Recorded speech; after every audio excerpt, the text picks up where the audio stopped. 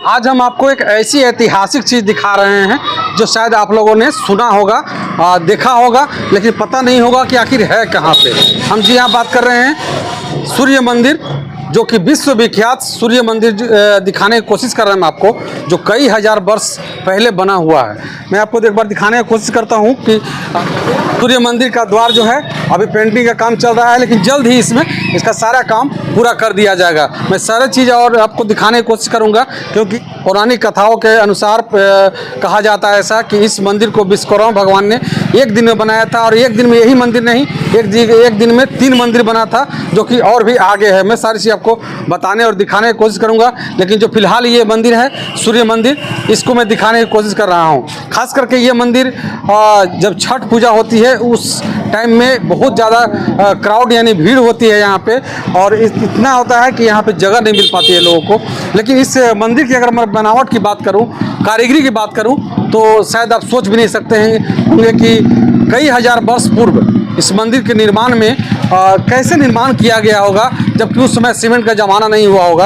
आखिर कैसे ये मंदिर को बनाया गया होगा, सबके मन में सवाल आता है। तो हम आपको दिखाने की कोशिश करते हैं कि आखिर इस मंदिर की जो बनावट है उस टाइम में कई हजार वर्ष पूर्व ये मंदिर कैसे बना था, और इसको हम सारी चीज़ दिखाने की कोशिश करेंगे।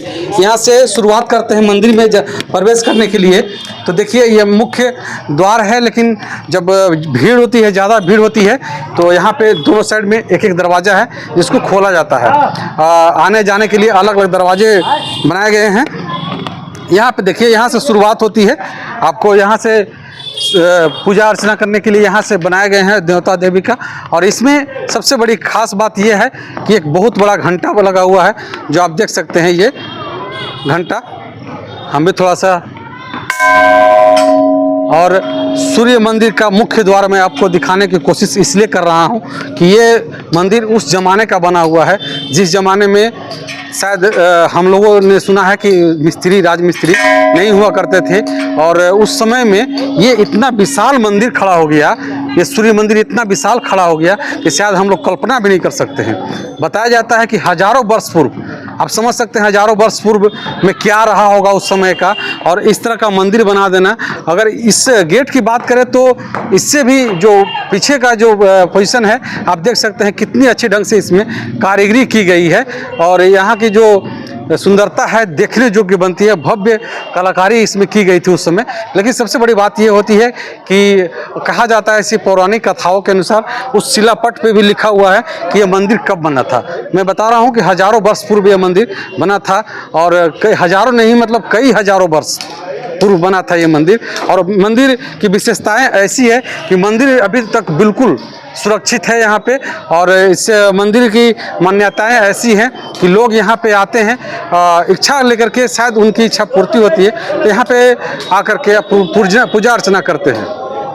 छठ पूजा के लिए ये सूर्य मंदिर मुख्य तौर पे यहाँ पे प्रसिद्ध है, और ऐसा भारत का पहला एक ऐसा मंदिर है जो कि हजारों वर्ष पूर्व ये मंदिर बना और सूर्य मंदिर बना। और सबसे बड़ी खास बात यहाँ की इस मंदिर का ये होता है कि सनातन धर्म के हिसाब से सभी मंदिर का दरवाज़ा पूरब की साइड होता है, पूरब की तरफ होता है। लेकिन इस मंदिर में ये एक बहुत बड़ी खास बात है कि इस मंदिर का जो दरवाज़ा है पश्चिम साइड में है, यानी मेरा फेस है पश्चिम के साइड में है। आप दरवाजे का भी देख सकते हैं, ये पश्चिम के साइड में दरवाज़ा है। सबसे बड़ी बात है ये कि इस मंदिर का जो दरवाज़ा है पश्चिम की साइड है। और सनातन धर्म में, अगर मैं फिर से बताने की कोशिश कर रहा हूँ कि सनातन धर्म में ऐसा होता है कि किसी भी मंदिर का जो दरवाज़ा होता है पूरब की साइड होता है। यहाँ पर मैं आपको अंदर दिखाने की बात करूँ तो आप दिखाएंगे, आपको कोशिश करेंगे दिखाने के लिए।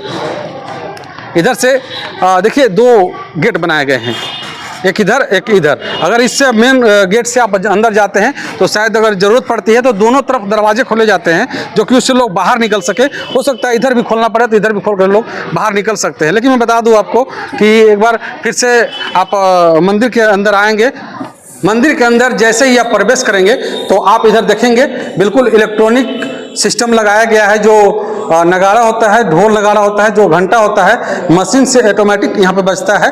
और ठीक हम इधर बात करेंगे तो थोड़ा सा आप आगे आएंगे एक तरफ इधर देखिए दरवाजा है। यदि मंदिर में क्राउड होती है, भीड़ होती है, उस समय इस दरवाजे का गेट जो है खोल करके लोगों को उधर से बाहर निकाला जाता है। और फिर एक देखिए इधर से गेट है, अगर ज़्यादा उससे भी ज़्यादा भीड़ होती है तो लोगों को इधर से निकलने के लिए सहूलियत होती है, इधर का गेट खोल दिया जाता है। यहाँ पर खोल करके लोग इसे खोल देते हैं, यहाँ के जो प्रबंधक हैं सब लोग इधर से निकल जाते हैं। यहाँ पे खास बात मंदिर की हम पुजारी जी से जानना चाहेंगे यहाँ पे कि आखिर इस मंदिर में खास है क्या, क्योंकि ये जो मंदिर है कई हजारों वर्ष पुराना मंदिर है, विश्वविख्यात मंदिर है, सूर्य मंदिर है। और ये सूर्य मंदिर की ऐसी मान्यताएं हैं कि जो भी अपना यहाँ पे दुख लेकर के आता है शायद उसका दुख पूरा हो जाता है। हम चाहेंगे यहाँ पे पुजारी जी हैं उनसे कुछ बात करना चाहेंगे, इसलिए कि ज़्यादा जानकारी हमें पुजारी जी ही दे सकते हैं। सबसे पहले स्वागत हमारे चैनल में आपके इस पावन धरती देव पे कि आप यहाँ पर रह करके पूजा कर रहे हैं। क्या नाम है बाबा? मेरा नाम राजेश कुमार पाठक है, सूर्य मंदिर पुजारी देव। अच्छा, आप यहाँ के पुजारी हैं। और लोग सूर्य मंदिर को किस विशेषताओं के से लोग जानते हैं? यह भगवान सूर्य का मंदिर है और यह विश्व का अद्वितीय मंदिर है, ऐसा दूसरा मंदिर कहीं नहीं है ही नहीं। है ही नहीं। अच्छा, यह भगवान सूर्य ही एक ऐसे देवता हैं जो साक्षात प्रत्यक्ष देवता है। अच्छा। इनको हम लोग देखते हैं। अच्छा। और बाकी देवताओं को हम लोग कल्पना करके पूजा करते हैं। हम चाहें थोड़ा कैमरा में इधर से आइए आप। लेकिन भगवान सूर्य जो हैं इनके द्वादश नाम होते हैं। भगवान सूर्य का द्वादश नाम है उनका आदित्यम प्रथम नामम, द्वितीयम तो दिवाकर, तृतीयम भास्करम, चतुर्थम च प्रभाकर, पंचमम तो शाहांशु, खष्टवम चेवति लोचनम, सप्तम हरिदस्व, अष्टमम च विभावसु, नवम दीनकृप्तम, दद्वम दासात्मक, एकादश त्रिमूर्ति। भगवान सूर्य का एकादश 11वां स्वरूप यहाँ विराजमान है देव सूर्य मंदिर में। अच्छा। जो ब्रह्मा विष्णु महेश के रूप में है। एकादश त्रिमूर्ति यानी 3 विग्रह है भगवान का। अच्छा। जो ब्रह्मा विष्णु और महेश के। द्वादशम सूर्य देव, द्वादश सूर्य जो है 12वां नित्य प्रतिदिन उगते हैं भगवान सूर्य, उनके द्वादश नाम स्वरूप है। तो एकादश त्रिमूर्ति का विशेषण है उदय ब्रह्मणे रूपम। जब भगवान सूर्य उदय लेते हैं हम लोग उस समय ब्रह्म मुहूर्त बोलते हैं, उस समय ब्रह्मा जी के रूप में भगवान सूर्य की पूजा होती है। मध्याह्ने तो महेश्वर, मध्याह्न काल जब दोपहर होता है तो महेश्वर यानी भगवान शंकर के रूप में हम लोग सूर्य भगवान की पूजा करते हैं। अस्तमाने स्वयं विष्णु, जब भगवान सूर्यास्त हो जाते हैं तो विष्णु के रूप में भगवान सूर्य की पूजा करते हैं। त्रिमूर्ति च दिवाकर, तीनों मूर्ति जो है से दिवाकर सूर्य हैं। ये भगवान सूर्य का एकादश रूप है। त्रिकाली भी कह सकते हैं, तीनों काल के हैं। 3 संध्या होती है, तीनों काल की मूर्ति है। सृष्टिकर्ता, संहारकर्ता और पालन करता। यह विश्व में तीनों विग्रह जो भगवान का है एक जगह कहीं नहीं है, जो यहाँ देव मंदिर में है। सृष्टिकर्ता भी है, संहारकर्ता भी है और पालन करता, तीनों देव यहाँ विराजमान है। और लोगों का सवाल है ये, कितना विशाल मंदिर खड़ा हो गया यहाँ पे और कैसे ये बन गया? जैसे हम लोग जो सुनते आ रहे हैं कि भगवान विश्वकर्मा के द्वारा यह मंदिर का आपरूपी निर्माण हुआ है। अच्छा। और यह मंदिर सबसे विशेषता का कारण ये है कि यहाँ भगवान का भी शक्ति परीक्षण एक तरह से हुआ है। अच्छा। मुगल साम्राज्य यहाँ आए थे, उन लोग हिंदू मूर्तियों को तोड़ फोड़ करते हुए यहाँ देव मंदिर भी पहुंचे। अच्छा। उस समय यह मंदिर का मुख जो है पूरब की ओर हुआ करता था। अच्छा, पहले पूरब की ओर था इस मंदिर का मुख।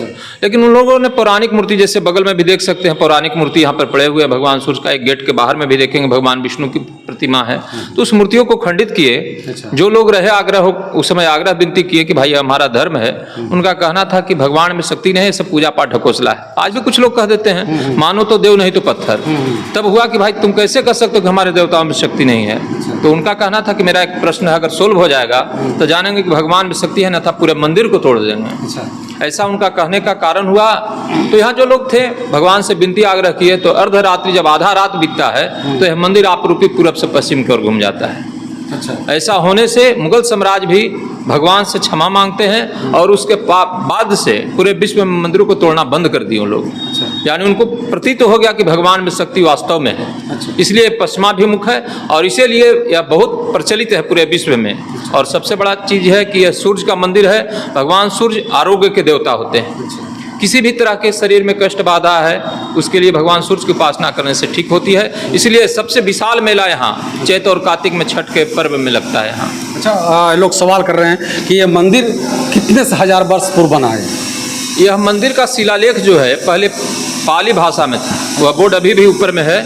लेकिन उसको हिंदी संस्कृत अनुवाद में करके संशोधित किया गया, जो 1978 में लगाया गया बोर्ड, उसके अनुसार 9,49,078 वर्ष यानी 78 में लगा, उस समय का लेख है। ये त्रेता युग का बना हुआ मंदिर है। त्रेता युग, जी, त्रेता में राम जी का युग चल रहा था। त्रेता युग 12,96,000 वर्ष का होता है, जिसमें 12,16,000 वर्ष बीत गया जब त्रेता युग, उसके बाद सूर्य मंदिर का शिलान्यास हुआ है। तो अभी वर्तमान समय में 9,50,124 वर्ष, 9,49,124 वर्ष लगभग इस मंदिर के बने हो गए हैं। अच्छा बाबा, एक बहुत बड़ा सवाल है लोगों के लिए कि छठ पूजा और इस मंदिर, मतलब वो तालाब जिस तालाब में लोग अर्घ देते हैं, और इस मंदिर से क्या कनेक्शन है दोनों का? सबसे बड़ी कनेक्शन का कारण है कि यह भगवान का जो विग्रह अंदर में मूर्ति, ब्रह्मा विष्णु महेश का रूप देख रहे हैं, यह भगवान सूर्य वही सूर्यकुंड तालाब से निकले हैं। इसकी मान्यता से जी, इसका मान्यता है कि राजा इला के पुत्र एल जो होते हैं, राजा इला के पुत्र एल, उनको पूरे शरीर में कुष्ठ हुआ करता था। उन्हें कोई ब्राह्मणों द्वारा बताया गया कि भगवान सूर्य की उपासना कीजिए जिससे आपका कल्याण होगा।